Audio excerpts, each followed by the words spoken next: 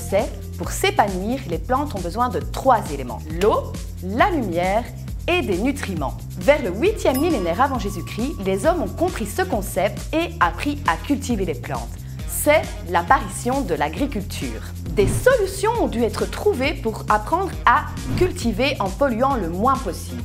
L'une d'entre elles, si elle est utilisée en circuit fermé, sans pesticides ni nutriments chimiques, est l'hydroculture. L'hydro quoi? L'hydroculture ou l'hydroponie est une technique de culture hors sol, ce qui signifie que les racines plongent directement dans l'eau, agrémentée de nutriments. Les plantes sont maintenues par un substrat propre, le plus souvent des billes d'argile.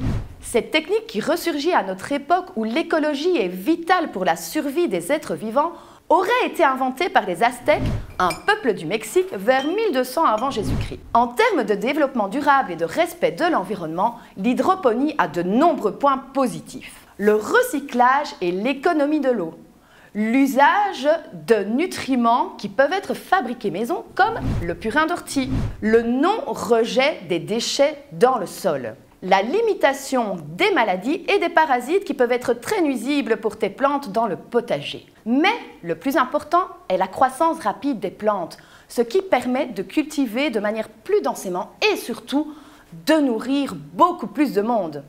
Enfin, elle permet de cultiver dans des milieux peu propices à l'agriculture. Les villes, par exemple, ou encore les pays arides où il fait très chaud, voire même très froid. Brrr. Et en pratique? En pratique, c'est très simple. Cette technique peut facilement être reproduite à domicile.